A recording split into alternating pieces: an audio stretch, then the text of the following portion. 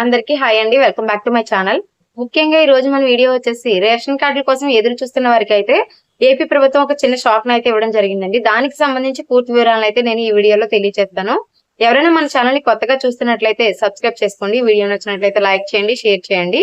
అలాగే మీకు ఏమైనా డౌట్స్ ఉంటే కామెంట్ చేయడం మాత్రం మర్చిపోవద్దు. ఏపీలో కూటమి ప్రభుత్వం వచ్చాక రేషన్ కార్డుల కోసం ఎదురు చూస్తున్న వారికి అయితే ప్రభుత్వం బిగ్ షాక్ అయితే ఇవ్వడం జరిగిందండి.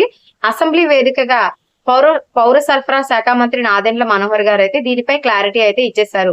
రేషన్ కార్డుల విషయంలో ప్రభుత్వ నిర్ణయం ఏంటో నాదెండ్ల మనోహర్ గారు అయితే చెప్పేశారు. బీజేపీ సభ్యులు ఈశ్వరరావు గారు, విష్ణుకుమార్ రాజు, పార్థసారథి గారు అడిగిన ప్రశ్నలపై స్పందిస్తూ నాదెండ్ల గారు అయితే క్లారిటీ ఇవ్వడం జరిగిందండి. దీంతో ఇప్పట్లో కొత్తగా రేషన్ కార్డులు జారీ లేనట్లయితే మనకి ఒక అంచనాకైతే రావడం జరిగింది.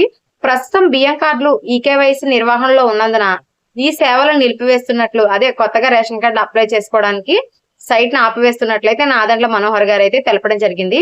కొత్త బియ్యం కార్డుల విభజనకు వీలు కల్పించే ప్రతిపాదనలు ప్రస్తుతానికైతే ఉన్నాయి, కానీ ఇంకా అవి అయితే ప్రత్యేకించి సైట్ రూపొందించడం అయితే ఇంకా జరగలేదని చెప్పడం జరిగింది. సుప్రీంకోర్టు మార్గదర్శకాల ప్రకారం మార్చి 31 కల్లా ఈకేవైసీ ప్రక్రియ పూర్తి చేస్తామని చెప్పారు. కాబట్టి ఈ ప్రక్రియ పూర్తయిన తర్వాతే కొత్త కార్డుల జారీ ఉంటుందని చెప్పారు. అంటే ఈ మార్చిలో కూడా కొత్త రేషన్ కార్డులు అనేవి లేవని అయితే క్లారిటీ అయితే ఇచ్చారండి. ప్రభుత్వం ఎప్పుడూ పేద కుటుంబాలకు అండగా నిలబడాలని మాత్రమే కోరుకుంటుందని నాదెండ్ల మనోహర్ అయితే తెలిపారు.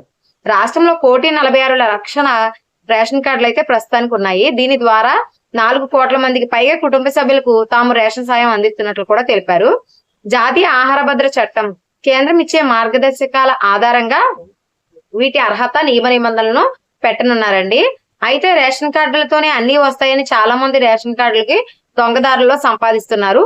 సో రేషన్ కార్డులు అనేవి దొంగదారులు వారు తీసుకోవడానికి లేకుండా కట్టుదిట్టంగా చర్యలను కూడా తీసుకుంటామని ఆయన అసెంబ్లీలో వెల్లడించడం జరిగింది. 4 కోట్ల పైగా లబ్ధిదారులు రేషన్ కార్డులు ఇస్తున్నామని, కానీ కేంద్రం నుంచి 61% మాత్రమే సాయం అందుతుందని ఆయన అయితే తెలియజేశారు.